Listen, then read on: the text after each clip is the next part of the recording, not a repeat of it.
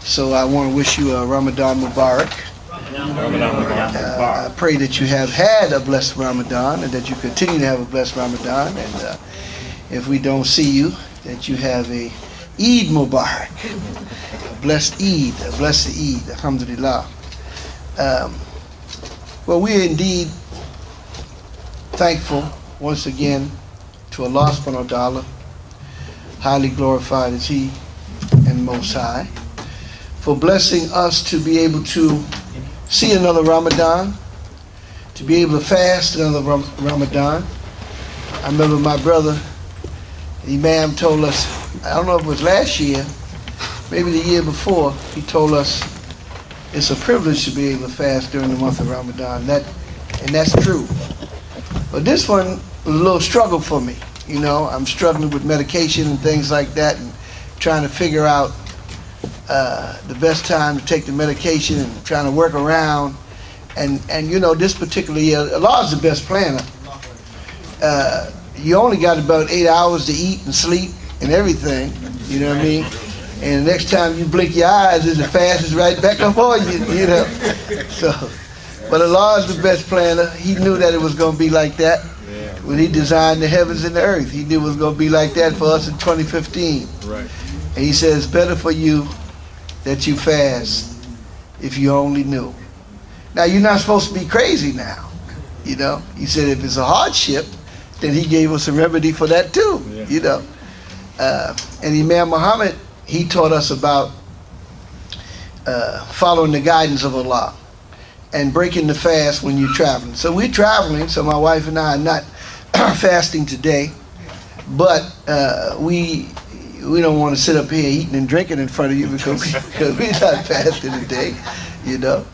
So I had to sneak out there and get me a little drink of water. So my throat was a little parched, and I've been struggling with a little diabetes and stuff, you know, so it makes you kind of dry and everything, you know. So alhamdulillah, I have been able to fast. I haven't missed no days yet. Allahu Akbar. You know, and I remember my predecessor at Masjid Deen, Imam Qasim Bakruddin, Allah forgive him his sins and grant him the Jannah. He used to say, at Maghrib, he used to say, well, I got another one under my belt. I don't know what's going to happen tomorrow, but Shaitan won't get this one. I beat him today. I got him another day, right? Alhamdulillah. You know, researching our faith for implementation of leadership. I listened to Imam Rasul, and when he said that we have the mind of Imam W.D. Muhammad, he's so right. Those of us that are fortunate, that are blessed, to have imbibed that from him, you know, and inherited that, the inheritance of the faith. Look, man, if you ain't got the faith, you ain't got nothing. That's right. Because there's some heavy folks out there. They're heavyweights. In their mind, they're heavyweights. And they scoff at this. They laugh at this. They dismiss W.D. Muhammad. Or anybody of faith, they dismiss you as some kind of kook or nut or something, you know. Or they just they feel sorry for you, you know. Because they're so high up in the heavens that they don't need that, you know. And they said that religion is the opium of the masses. Right. Well, I don't know if you ever been doped up before, but this is the best dope in the world, brother. This is dope. That other dope will have you in prison, you know what I mean? You know, jammed up physically, mentally, morally, spiritually. You know, they better get down with this dope. Yeah. And we don't want to demean it, but I'm using that humor to bring out the point, you know, that the so-called, but you know, this has been the practice of the shaitan all the time. And the Imam used to talk about, you know, the Quran saying, don't fear the criticism of the criticizers. Yes, sir. And I was reminded, I was recalling Imam Safi Arab from Baltimore called me the other night. He was over there, they were having iftar with Imam Earl Al-Amin. And he called me about some business that we were they had referred to me with the Turkish brothers. You know, some of us made that trip over there to Turkey. And he did also. He didn't go with our group, but he went.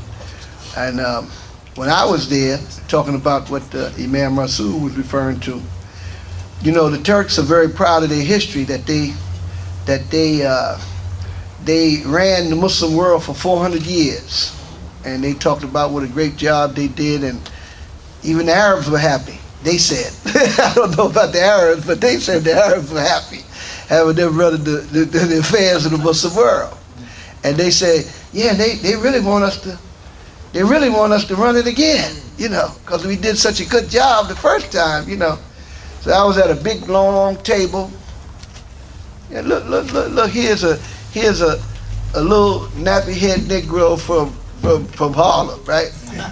And I'm sitting up there at a big long table with about 30 people, with the mayor. The royal table.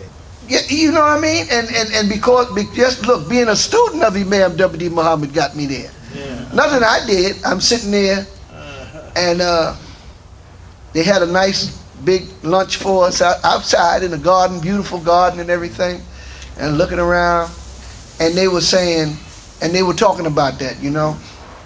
And Allah just inspired me to say to them, it's not your turn. And they got quiet. Everybody got quiet and everything. You know, he had his entourage and all of that. And they looked at me. Well, whose turn is it? I said, you're looking at him. Not me, personally, you know. But the Imam told us Barack Obama's a sign of that. Yeah, that's right. Running the affairs of the world, a new people. And if we are new people as the African American people, look at us as the African American Muslim community in the following of Imam W.D. Muhammad. Yes. Not all of us, but in the following of Imam W.D. Muhammad. You see? Because Imam told us, and quoting the Bible, that the first shall be last and the last shall be first. So whose turn you think it is? All you have to do is look at the behavior of our people, the attitude of our people.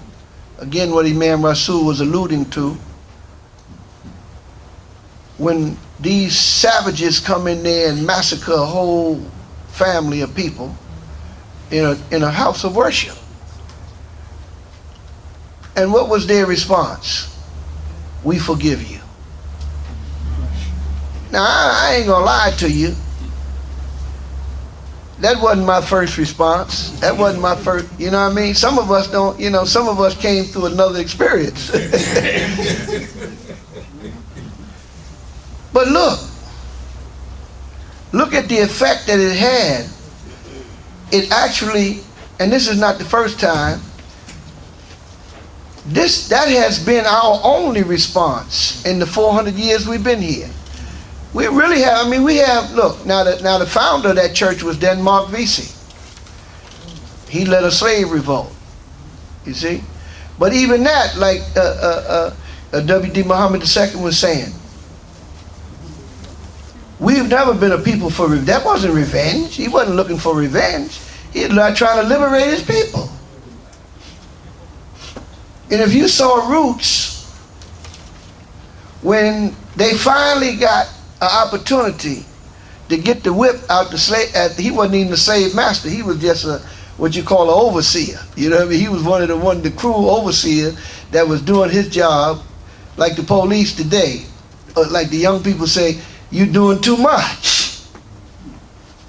Overdoing his job to earn points with the master. And when they got a chance to whip him, he said, I can't do it.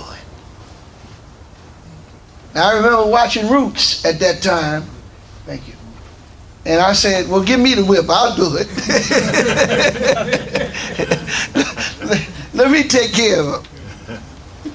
But that has been the spirit of our people. We're not a people given to revenge and those type of feelings. So that fire that they put us in, we came out just like Ibrahim, right? We came out, instead of being all burnt up and messed up looking, we came out looking like a human being. And really embarrassed them. Some of them, they don't agree with taking down that Confederate flag. No, they don't. They don't want to take it down. But they've been made to look so terrible in the eyes of the world. They talking about heritage and all that other stuff. What kind of heritage is that? You proud of that heritage? And I tell you, that sister, what's her name, Jenny something from, she said she was a direct descendant of Jefferson Davis. And she said she don't care. She said, I don't want no part of it. Right. Now, did you ever think that we would live to see that day when that would happen? So many things we live to see. The election of Barack Obama and Southern, well, Imam, you know what they used to call them, the C word, right? Yeah. They're calling for the taking down, unfurling the flag, right? In our lifetime, demanding it. It got to come down. So there ain't no God but God. There ain't no God but God. And if you're talking about researching our faith for leadership, you know, they portray the Muslim as this barbarian, heartless barbarian, because we see ISIS and people like that. But really, when you really research our faith, and you look at the character, the life example of Mohammed the Prophet, prayers and the peace be upon him. The Quran was revealed to him upon his heart, Allah says, and we revealed it upon his heart. And that revelation said that Allah loves those who forgives and overlook. Yeah, that's right. And also restrains themselves. If you're going to do anything worthwhile, you have to forgive and overlook. My wife had to forgive and overlook me over things that I did, and vice versa, once in a while. But mainly me, I'm the culprit. But we wouldn't have been able to be married this long. If you don't forgive and overlook, man, if you just indict a person for the wrong that they do, you never get past. You won't get nothing done. You can't survive. Likewise with your children. Now you can keep a list, all the stuff they did, you know what I mean? But you're gonna run out of ink. That's right. So this is the vision of Al-Islam that Allah blessed us to learn through your father and really your grandfather. As you said, people were saying that it was the hate that hate produced. But it wasn't about no hate. No, sir. That's spin. When they try, you know, when you, like Malcolm said, you know, when they bust you upside the head and you start to defend yourself, they say, oh, that's violence. He's a violent person. See, they have a plan and Allah has a plan. They thought that they were going to make us meek and docile, and we would be like the Imam said, we would be like sheep. And that that would enable them to do what they're doing, which they're still doing it to some degree. They're slaughtering us like sheep. They came in that church, man, and slaughtered them people like sheep. Right. Now, he ain't but 21 years old. He didn't come up during that time. He don't know nothing about no George Wallace and all that. But it's the ideology that's still there. Yeah, yeah. See, Hitler's dead, but the Nazis are still alive. Right. Good point. And just like on the other side, Prophet Muhammad sallallahu alaihi wasallam, he's physically not here. The Imam is physically not here, but his community is still alive. Now, if you contrast, they talking about Christians. If you ain't talking about us, I don't know what no Christians are. If you ain't talking about African American Christians, where's the other Christians at? I don't know where they at. I haven't seen them. I ain't seen them forgive nothing yet. Contrast that to where the brother, the Boston bomber, when he asked for forgiveness, what was their reaction? You remember the reaction that they had when he said Allah, and one of the families of ours say, "Don't. That's an insult to mention Allah. That's what got us messed up now." That's right. That's what they said. That's what they said, right? Yeah. So if you look at that contrast. Oh, they were all for it when we said, "Let's forgive." Oh, that's right. But Allah tells us that those closest to us in faith is the one that call themselves Christians. Yeah. Come on, brother. My mother's a Christian. If we take this crazy outlook that these people are talking about, I mean, I guess you kill your own mother if you follow their ideology.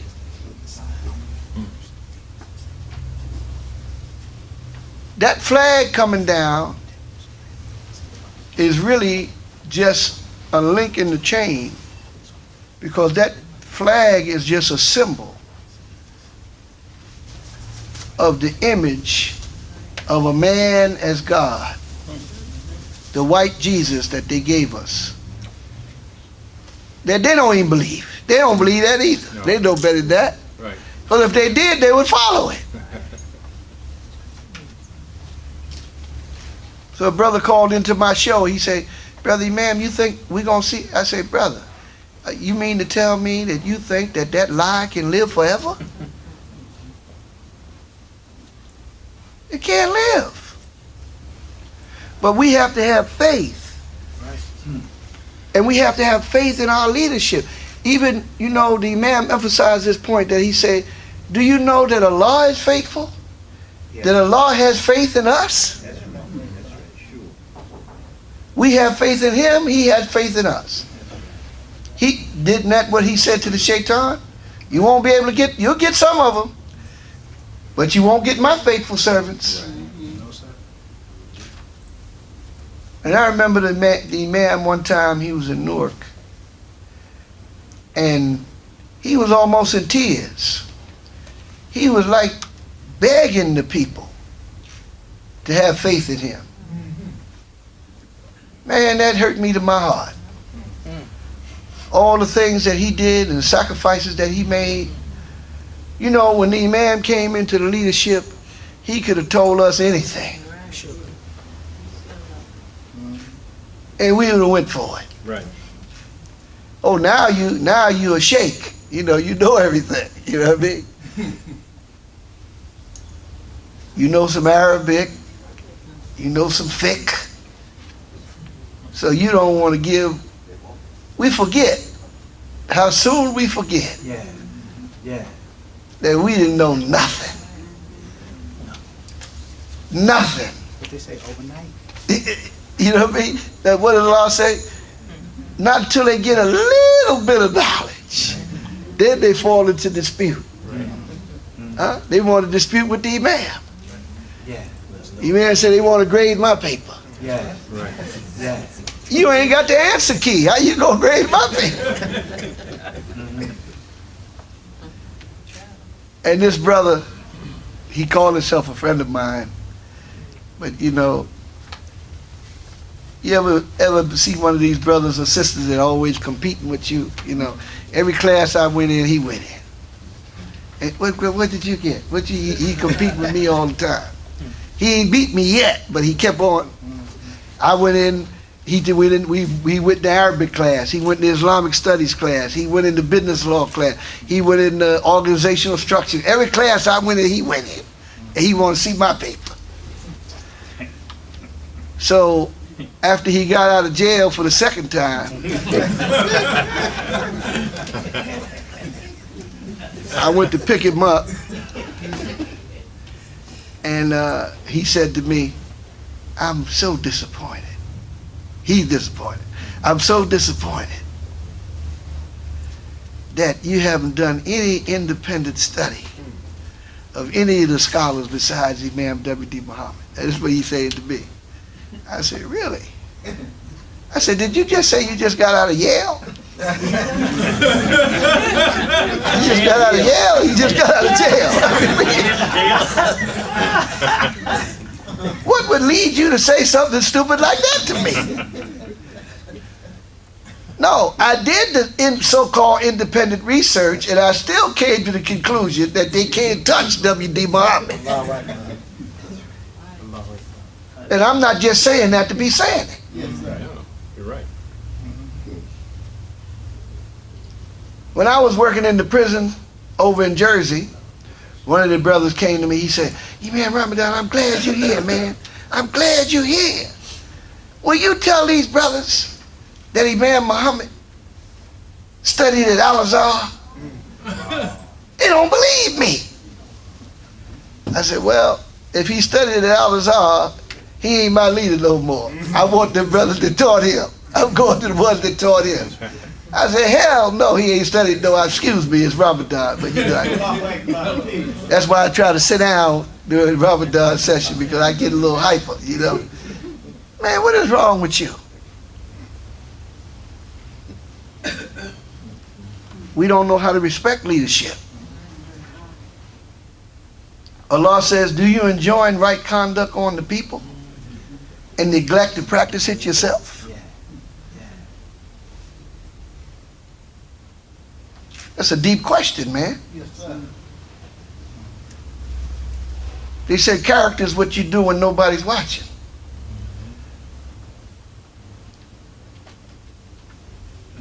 And in our religion, we say you should conduct yourself as though you see Allah. For if you don't see him, know that he does see you. So, you know,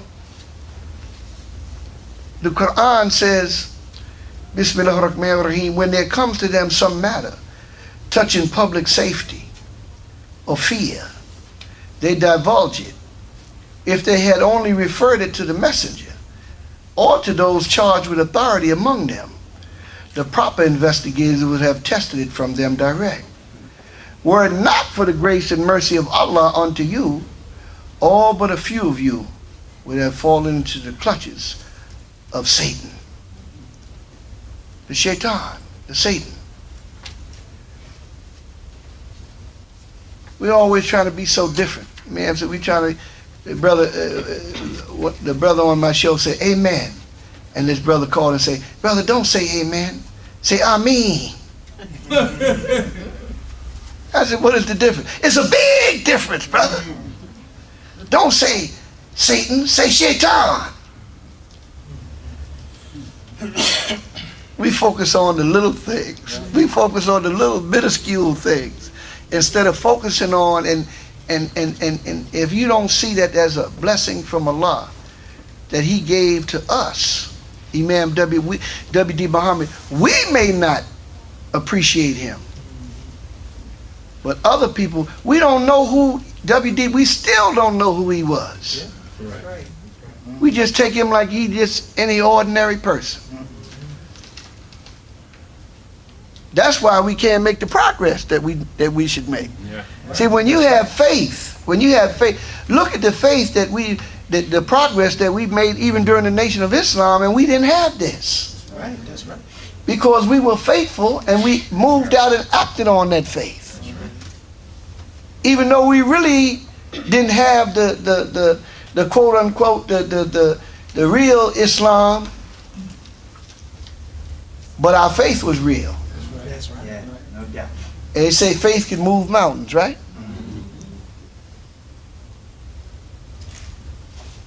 And look at the faith that the Christian people have. The Imam taught us mountains is what? That's symbolic for government. Look at the faith that they had in a church. They didn't come there and register no new voters and all that. The faith that they displayed in the face of inhuman cruelty made them go into the legislatures and vote to bring down the symbol. So that's what the Imam said. He said, I don't have no credentials. I didn't go to any schools and get any PhDs and all that. But look at how the high, Allah says that, look at the high esteem that I have put you in. Look at the esteem that the Imam, going all the way to the Pope, going all the way to the White House. He didn't come there with no master's degree and PhD and all that, at least accredited from their universities. Man, if that don't tell you something. Brother Wallace, the second, he told us the same thing. You went to the White House too, didn't you? I did too. People, you correct me when I say this, but I say Little Wallace from 87th Street. It's outside of Chicago. That's right. I can't see myself no bigger. And then we went I know who I grew up with. we went and sat down with the vice president, right? Al Gore and all that. Since you mentioned it, I hate to interrupt. No, go ahead. This ain't Juma. The Nation of Islam deal with the practical things, the tangible things that were needed. And I was watching a program on television the other day. They said only explore 5% of the ocean. And the deeper they go in the ocean, they have more and more sharks down there, species, unknown species. And that shark in them deep, dark, murky waters, that is a violent creature. They have never seen how sharks mate. They say that they mate by the shark with those violent 2 rows of razor-sharp teeth latches onto the female. And that's how they know she been mating, because she's all scarred up, all cut up. Now, who is looking for the deep waters all the time? Well, they got some land sharks out here. We got too many leaders trying to go down there in that deep water. Yeah. And they get destroyed. But that's what the Imam said. He said, look, they can't deal with it. Yeah. You know, did you ever wonder why they never attacked the Imam the way they attacked Minister Farrakhan?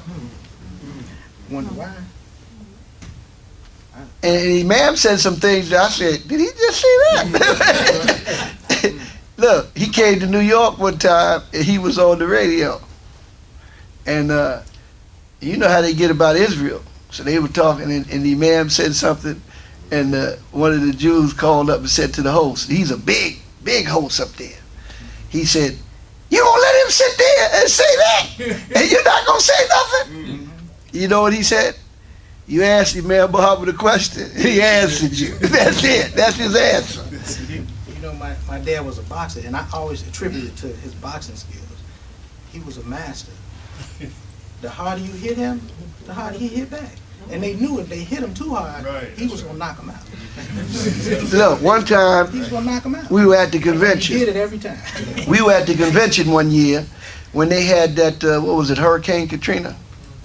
So they called the Imam early. You know, he really didn't want to be bothered with it because he was getting ready for his address and everything. And they said, oh yeah, no, Imam, we want you to come on the television. You know, we got to come down.